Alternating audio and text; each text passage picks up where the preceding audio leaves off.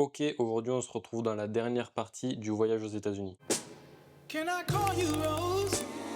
'Cause you're sweet like...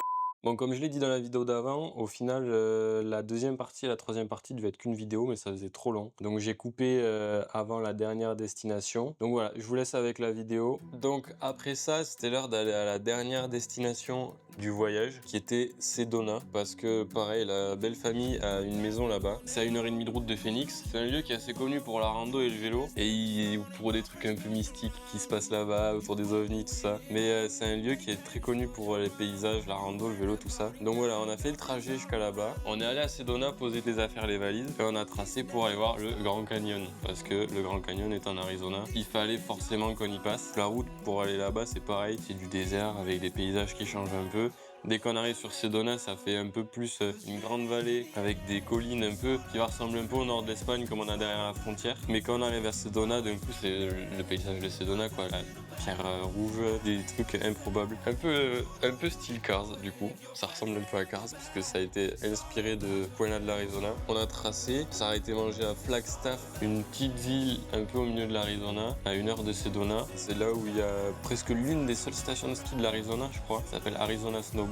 Pas une très grande station de ski. Plus la station était encore ouverte quand on est passé. Assez dingue de se dire que mi-mai, ils arrivaient encore à skier. Après, les altitudes sont pas les mêmes que chez nous. Sedona, c'est à 1300 mètres. La route pour y aller, c'est un grand plateau où en fait on a plus de 2000 mètres d'altitude avec des sapins et tout ça. Ça va un peu ressembler à ce que nous on connaît vers les Pyrénées-Orientales, et ça fait des grandes collines avec des grands plateaux, des sapins et tout ça. Et Flagstaff, la ville, elle est à peu près pareille, ouais, à 2000 mètres d'altitude, donc la station monte jusqu'à 3700, je crois, 3600, 3700, et le pic il est à 3009, donc ils ont encore pas mal de neige là-bas. Et après pour aller au Grand Canyon, donc on est passé par la route 66, par un morceau de la route 66, c'est des zigzags entre les sapins, des jolies vues. D'un coup plus de sapins, on arrive sur un grand plateau avec que des buissons, des grandes lignes droites sur 100 km, il y a 2 heures de route, c'est tout droit, que du tout droit pratiquement, et on arrive au Grand Canyon, donc on paye l'entrée, on roule encore 10 minutes sur du tout droit, en fait jusqu'à arriver au bord du Grand Canyon, on voit rien. Donc on est allé au premier point de vue, qui est le point de vue le plus connu, là où il y a le Grand Canyon Village, c'est un petit village en fait au bord du Grand Canyon, et en fait jusqu'à arriver au bord, on voit rien, donc on se gare, on est parti voir, et c'est impressionnant parce qu'on s'attendait pas à ce que ce soit si profond. Il y a 1500 mètres de dénive entre le plateau qui a plus de 2000 et la rivière au fond qui doit être à 500 mètres d'altitude, donc c'est impressionnant. Faut pas avoir le vertige pour aller voir ça, parce que ceux qui ont le vertige seraient pas à l'aise. Même nous au début, ça nous a tous un peu fait bizarre, même si on a l'habitude d'être en montagne et tout ça, ça nous a un peu tous fait bizarre parce que c'est hyper profond et c'est beaucoup plus impressionnant en vrai qu'en vidéo ou qu'en photo. C'est un truc vraiment à faire. Si vous avez l'occasion d'aller là-bas, faites-le. C'est vraiment un truc à faire, quoi. On a marché un petit peu au bord pour aller voir plusieurs points de vue, et après on a repris la voiture. On a fait une demi-heure de route en plus pour aller à un autre point de vue qui est plus ou moins le départ du Grand Canyon d'un côté. Pareil, le point de vue est incroyable. Moins impressionnant parce que c'est le début du Grand Canyon, mais la vue, elle est incroyable. Autant incroyable qu'à l'autre point de vue. Comme c'est le début, on a vraiment la vue sur le Grand Canyon. On a passé un peu de temps là-bas, faire 2-3 photos, regarder et profiter. Et pour la route du retour, on est passé par une autre route qui longe un peu ce début de Grand Canyon, donc avec des paysages américains comme on les imagine, dans le désert, avec des montagnes, des canyons, des crevasses. Ensuite, on est repassé sur la route principale qui va au nord de l'État. Pareil, c'est des grandes lignes droites. Ouais, et d'un coup, on passe du désert avec aucune végétation. 5 minutes après, on est au milieu de plein de grands buissons qui doivent faire 2 mètres de haut. 10 minutes après, on revient au milieu des sapins parce qu'on arrive vers Flagstaff encore. Les changements de paysage, ils sont en 10 km. C'est dur à croire, mais en fait, en 10 km, on passe du désert à une forêt de sapins. C'est impressionnant. Donc, on est revenu à Sedona le soir. On a eu la bonne surprise d'avoir des biches dans le jardin le soir en revenant. Savoir qu'à Sedona, la faune sauvage est très présente, on va dire. Le deuxième jour, donc, on est allé un peu plus visiter la ville de Sedona parce que là où nous on dormait, c'était pas exactement à Sedona, c'était à côté. On était à 10 minutes de voiture, donc on avait quand même la vue. On allait voir une église qui était perchée au milieu de nulle part, donc pareil, encore une fois, c'était fou, c'était incroyable à voir. Les paysages, ils sont magnifiques, c'est vraiment, on se croirait dans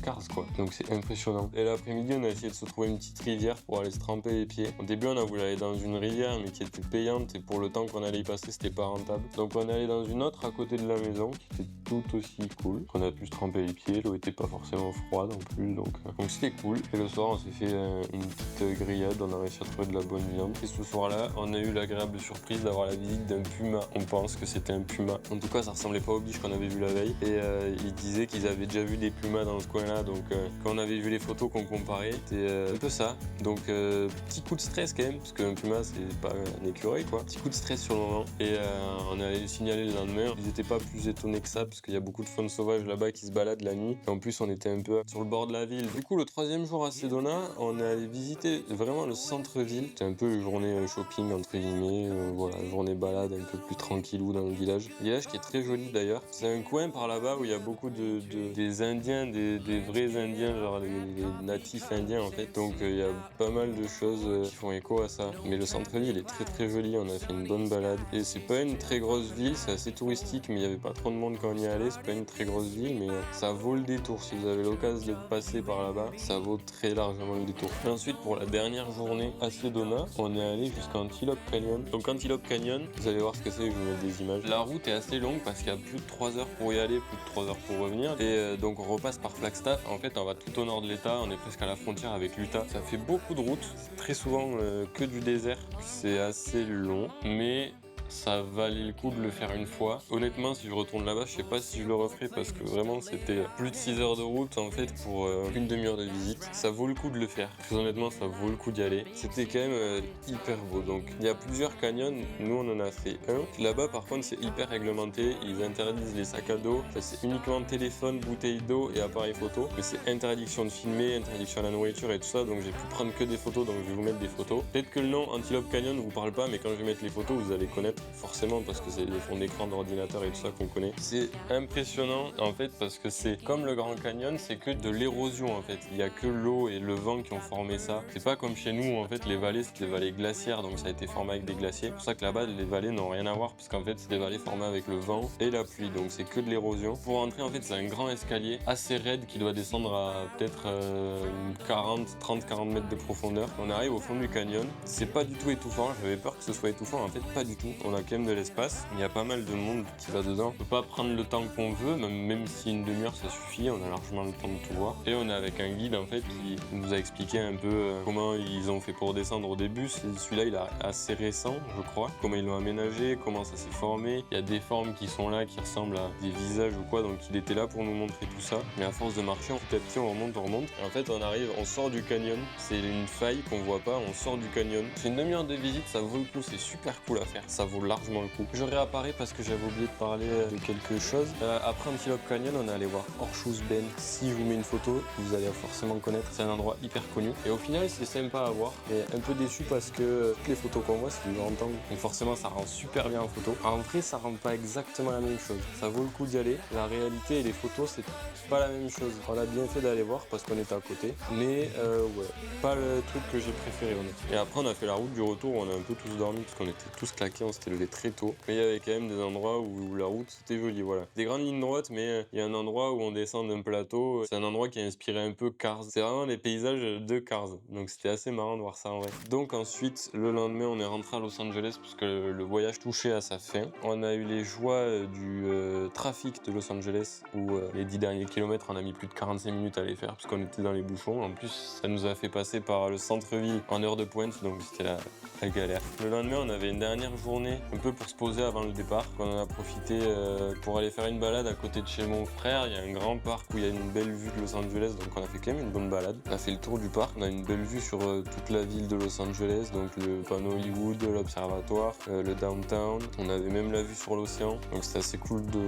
voir ça pour finir. Et après, c'était le jour du retour. Le retour assez long, assez fatigant. Ça n'a pas été hyper facile de se réadapter, avec le décalage horaire et tout. Donc voilà, c'est la fin du voyage aux États-Unis. C'était une super bonne expérience, un super beau voyage. Encore merci à mon frère et à sa femme qui nous ont organisé tout ça parce que je pense que c'est un voyage que de moi-même j'aurais jamais fait et ça vaut vraiment le coup de le faire. On a vu des trucs c'est fou, le Grand Canyon, Cave Creek, Antelope Canyon, Phoenix, Los Angeles. Donc voilà, encore merci à tous ceux qui nous ont accueillis et aidés pour ce voyage. Les vidéos continuent, les vidéos en mode été vont arriver avec peut-être du vélo, pas mal de rando et toujours un peu des conseils sur le ski. Donc n'hésitez pas à vous abonner abonner si ça vous a plu. Allez voir aussi mon TikTok et mon Insta, c'est là où je mets que les vidéos sortent. Et voilà, donc sur ce, on se voit dans la prochaine vidéo. Allez, la bise.